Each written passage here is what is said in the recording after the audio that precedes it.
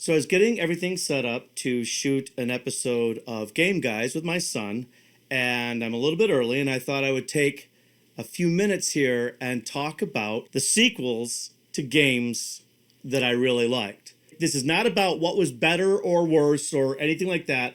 This is just me ranking 10 sequels to classic arcade games that I played back in the day in the arcades. Because of that, there are going to be entire genres that aren't even going to exist here. Like probably any game made after 1988. Beat 'em up sequels, combat fighter sequels, any racing games. So I didn't play these sequels necessarily, and some of these sequels I actually didn't play until today, looking them up and doing this research. Other classic games that would have been around and I would have played back in the day in the arcades are not necessarily on this list because I didn't play them. Again, that's another stipulation. It's not just entire genres, but there are specific games, really popular games too, like Asteroids, Space Invaders, and Centipede. I didn't play a lot of these other games. They had very popular sequels. If I were talking about the top 10 sequels, some of those games would be on there.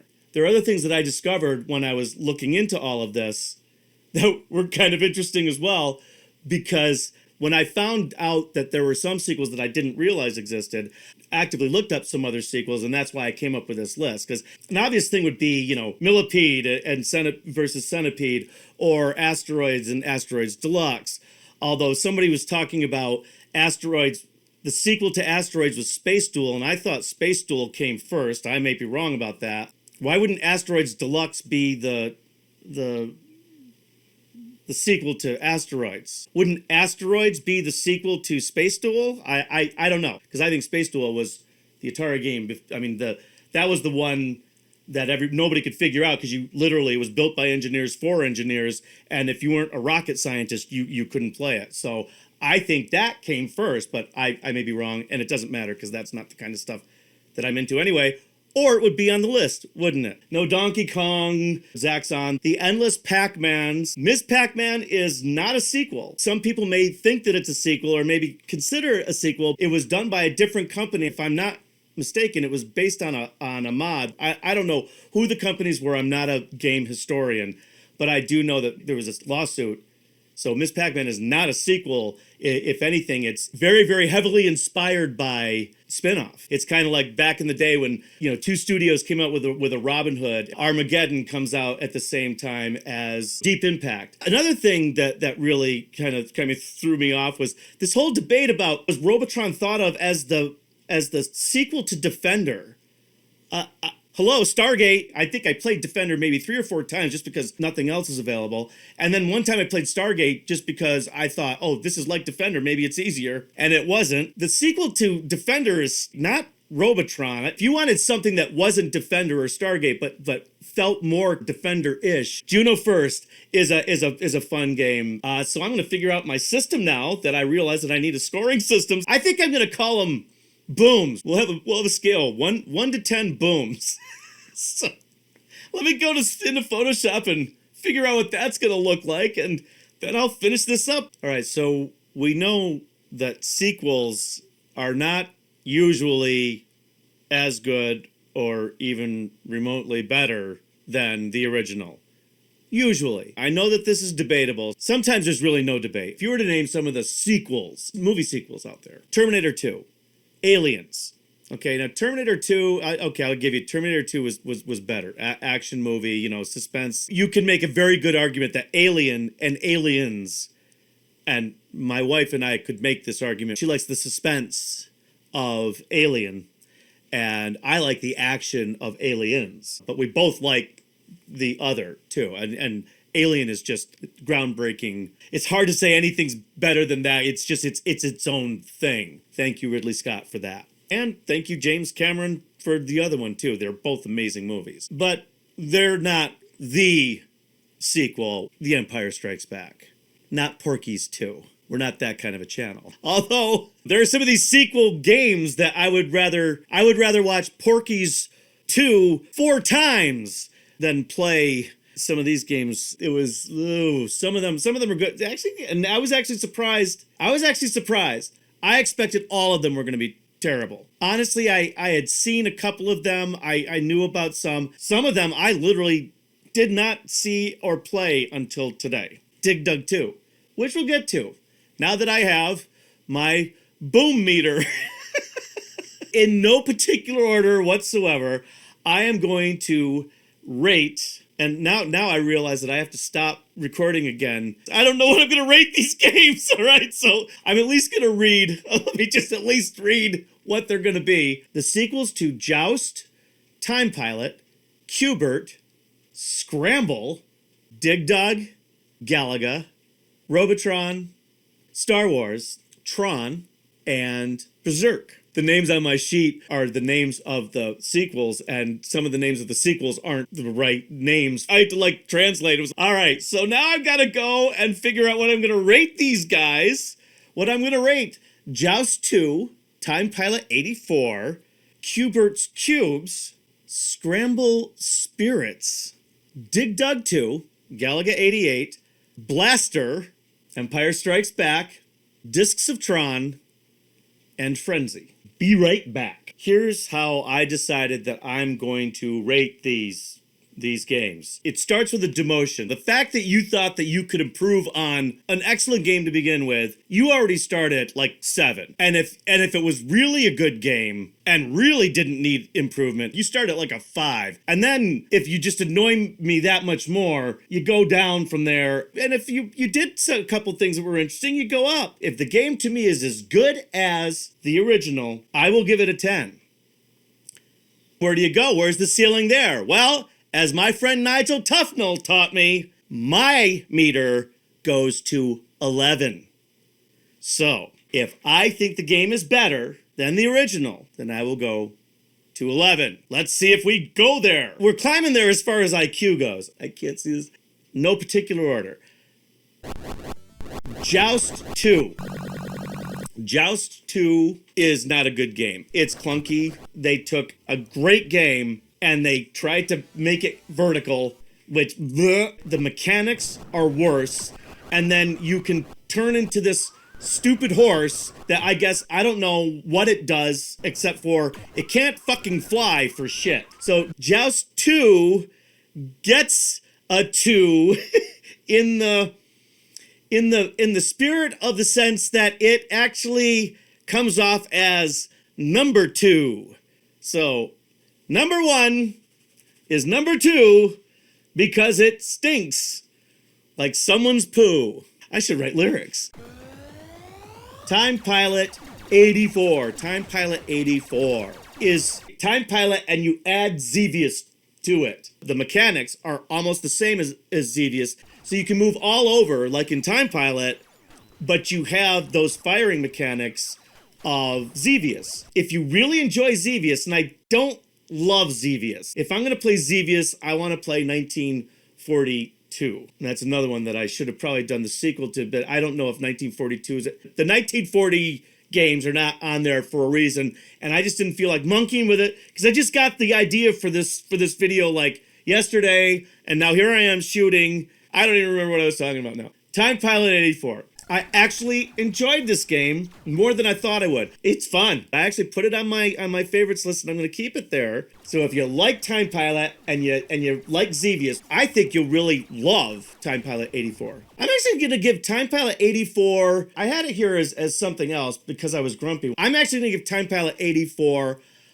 a 9. And this is my opinion. Compared to the original, because I really liked Time Pilot. So it had to kind of dazzle me a little bit, but I'm gonna give it a 9, not a 10.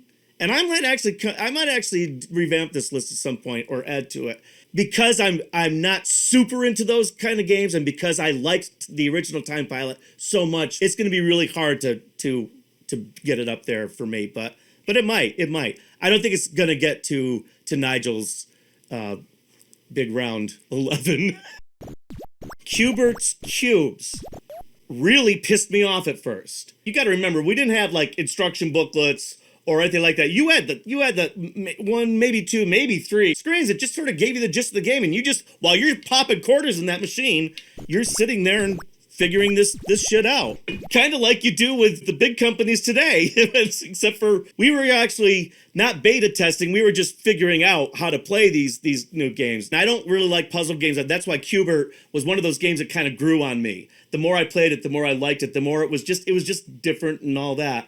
So Berts Qubes, once you figure out how to play it, I thought you were trying to get five of the tops in a row like Qbert. And why would I think that? Because that's how Qbert is, morons. Because it says get 5 in a row. So, okay, like it, yeah. Connect 4, only it's 5. I get it. Bingo. So here it is. They're all purple. No, they're not all purple. Oh, okay. Every once in a while, it would all just like disappear. And I would I did something right. And I what did I do? It's kind of an interesting puzzle game. So they give you a thing at the top, and you have to make the cubes that you are on twist and spin in a way that matches that cube that's at the top, and then that cube will become a ghost, and then you've got to get 5 ghosts in a row to make your tic-tac-toe. And once I understood that mechanic and I played it a little bit, it's pretty fun. It's a very different game from Qbert, and I liked that about it, but it sort of went this way with it as opposed to is it better and all that. Let's see, what did I give it? That's fair. 8. I gave it an 8. Qbert is a game that I like it more and more. It's just a fun game. And it's one of those different games. It's a puzzle game, but it's a different game.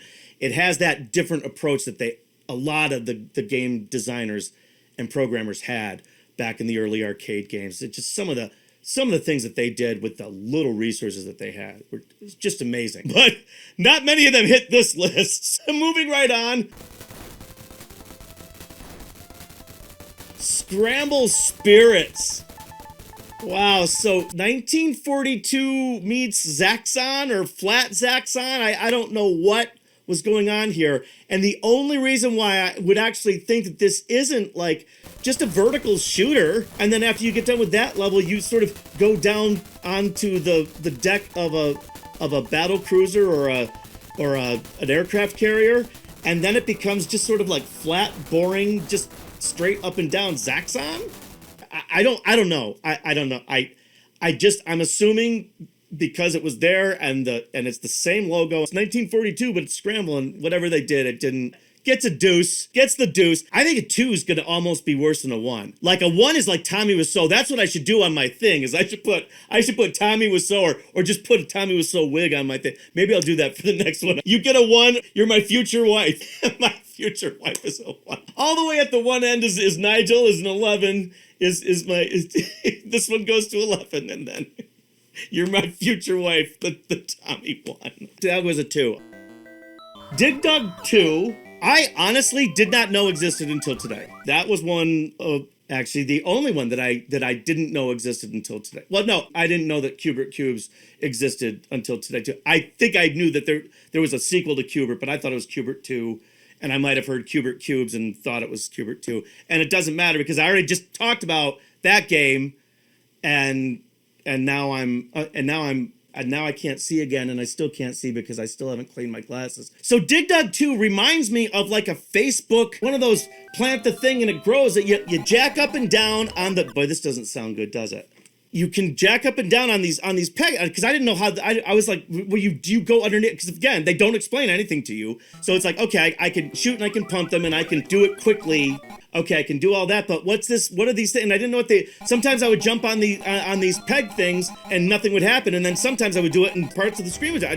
So I figured out that it's cracking the lines, and then you can knock them off, and then all of a sudden when I figured that out, it was like I was just bouncing up and down on these happy holes here. That didn't look good either, did it? And they're gone. So I'm just jacking around in the middle, and everything else is just going away. I think I need to stop talking about Dig Dug before somebody comes and arrests me. I think I'm going to revise that because that was interesting. The fact that it feels like a throwback to a handheld game 15 years ago. This was programmed in the mid to late 80s. Tells me that they were a little bit ahead of their time and still probably working with a hell of a lot less. So they should get even. I think I originally gave this. I was in a shitty mood. So I'm not going to give it a 6. 6 is rough. If I could go to the half, I would do the half, but I can't go to the half. Because I hate it when people do that. If you want to do 7.5, just make your scale 20. Make your scale 100. I personally didn't want to put 20 pictures of me up there. Okay, so I'm going to give it it was really interesting, but it was also kind of, it was easy. It was almost childish. It was almost like, see, now I want it to be 6 again. Do I want it to be 6 or 7? So I was at 8 before. Aren't you glad that I stopped to do this so that I wouldn't talk about it on camera? Okay, then I'll just give it a 7. I'll give it a 7. A 7 is me being a pussy, all right? I give it a 7. Safe. Beige vanilla, 7. Who would want a 7? I'd rather go down in flames. Give me the deuce. Or give me... Well, actually, the Tommy. Tommy is the big one. I mean, the Tommy is like when you fuck it up so badly, but you do it perfectly, and you Tommy was so. You the room it. Troll 2. Birdemic. I don't even know what I'm talking about anymore. Okay, so I think we're halfway through the... Right? Yes. Galaga 88. I don't remember knowing about it. I don't recall even seeing it until I got like the Namco, whichever one the Galaga was on. They gave you Galaga 88. Galaga's just, in any discussion, it's got to be on any top 10 list and just about any top 5 list when it comes to that classification, classic coin-op arcade, like the original shit. Early, it was like the 70s for movies. Just one monster blockbuster after another. It was amazing being a 12 or 13-year-old, just an early teenager in those days. I mean, I hit that. I was just the right age for that. It was absolutely amazing. Galaga 88 was a lot of fun. You can figure out different things, and it goes through stages, and you have these different things, so it kind of has a real sort of vertical scroller feel to it in some of the stages. I didn't play it that deep because I don't remember how to get that deep. I used to know this game really well, so I put a lot of time into this at one point. It was a lot of fun. Anyway, so I give Galaga 88 a 9. It's different enough, so it's not really, I can't call it as good, but it's a really fun game. It's certainly worth giving a try. You should find it packaged up with Galaga in one of these anthologies that are all over the place.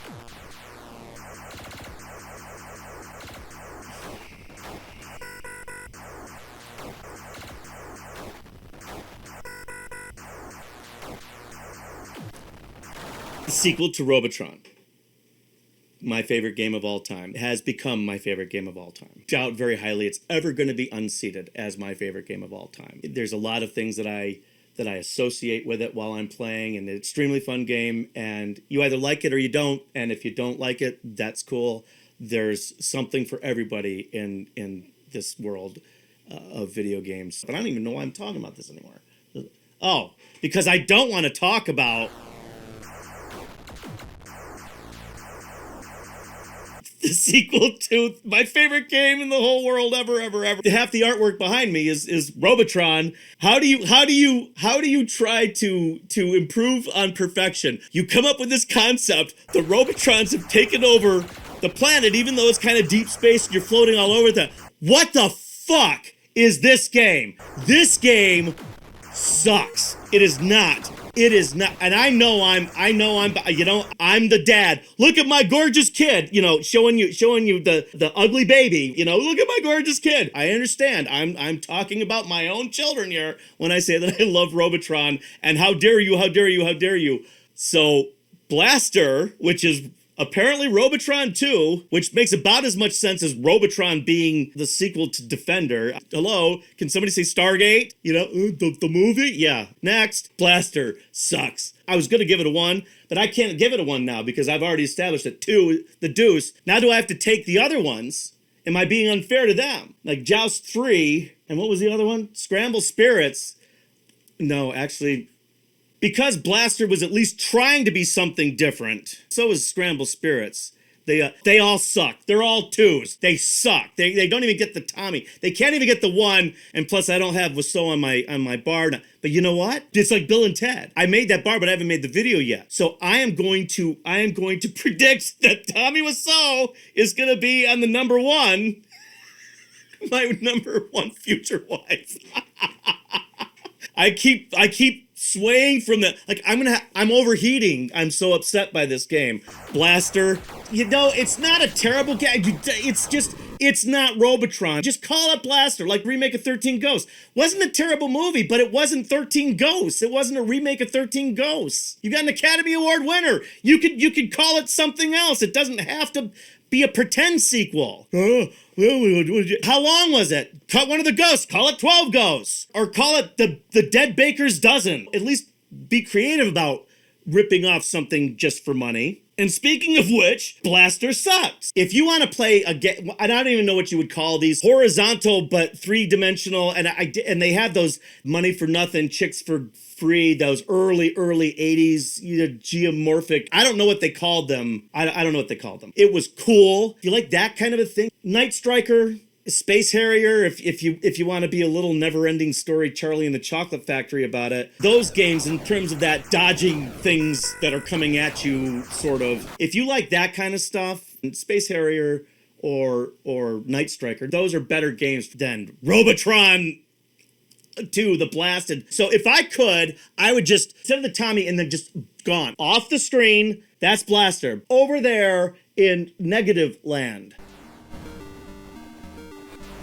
Empire Strikes Back. I didn't play a lot of Empire Strikes Back. For some reason, I don't remember it as much as I remember the original Star Wars or The Return of the Jedi, which, what the Ewoks did to the Star Wars trilogy, the original Star Wars trilogy, the Return of the Jedi video game did to the Star Wars arcade trilogy. You sort of played it because you sort of felt obligated. It was Star Wars, right? Back when they gave a shit. You know what? I'm going to give Empire Strikes Back a 9. It's not as good as the original. It's got some interesting stuff to it, like AT-ATs and the sensor probe things. I don't know what I'm talking about anymore. Empire Strikes Back is a solid 9. That's all that matters. And I've probably been talking for the last 5 minutes, and it's all going to get cut anyway, so it doesn't matter. And we're on to the next one. Discs of Tron. Discs of Tron is the sequel to Tron, I guess. I assumed that it was just another Tron game. What I didn't realize until I looked this up, Discs of Tron was going to be the 5th level of the original Tron game, but they didn't have enough space for it. And I don't know if they didn't have enough space for the controls, but actually it wouldn't be any different, right? Yeah, the controls would be the same. That's really interesting. I'm just figuring this out myself because I was so busy skipping college to play these games so that I could talk about this shit for you. I hope you appreciate the mental discapacitation. I need to shut up because I'm not done yet. So Discs of Tron is really, really, really fun game. You stepped up into it. The one that they had. It was in College Town. It was just the same pizzeria that had Punch-Out. 2 of the games that I would never I might have played Discs of Tron. That was just cool enough looking. I might have, because you walked into this thing. You stepped in. You were standing in it. It was cool, man. God, that shit was just so fun. You could just immerse yourself in this stuff. You had the imagination to do that. I mean, you would take a stick and turn it into a sword. So when you could step into, oh my God, that was like, you were like Buck Rogers, Captain Kirk, and you really wish you were like Buck Rogers, like with Tweaky and all that stuff, and Aaron Gray, one of my first, hey, look at that. Moving right along, Discs of Tron gets the Nigel. It is an 11 for me. Better sequel. Partly because I was never a huge Tron fan, but I did play enough Tron that I would say I played it enough that, okay, I can evaluate. I know we're arguing. What we're really arguing is we're arguing Alien and Aliens because they really are apples and oranges. For me, the kind of game that I like, it's just a lot of fun. If I ever modify my controller, the one thing I'm going to do, just so I can play Discs of Tron an up and down, or get a flight stick that has an extra button on it so I can control the up and down, because after a while the platforms go up and down. It is such a fun game. So we're finally going to round off this list with the sequel to Berserk, Frenzy. I think Berserk was kind of like, it was the game that I could play enough that I could get around, I could do okay, I could get through a few levels, but I was never really into it, but I certainly played it enough. So Frenzy, compared to a game that I'm not really super hot on to begin with, it's got some interesting mechanics to it, but they're also annoying mechanics. So I know if I was more into Berserk, the Frenzy mechanics would be different enough that they would have annoyed me unless I found them cool. And I don't know whether or not that is the case or not, because I didn't play Berserk enough to care enough about it to really know better one way or the other. I can see how sort of being able to shoot through walls and bounce lasers off of walls, other walls, how that's really cool. If you don't like those mechanics, then you're not going to like Frenzy at all. So for that reason, and for the sake that I just don't give a shit, honestly, one way or the other, I'm just going to give it, I'm going to give it a 9. It's close to the other one, but I don't know. Or was that a 10? I don't know either. Bo Derek was a 10, even when she wasn't a 10. Because I never thought Bo Derek was a 10. But she was very pretty. And I don't know why I'm talking about Bo Derek. Probably because I'm out of stuff to talk about. Thank you for watching. I really appreciate it. Our subscribers are increasing on a daily basis. And that is fantastic. And so I want to thank all of you for your continued support. And if you're watching this long especially, please leave a comment below. And I will definitely get back to you. You have a fantastic day.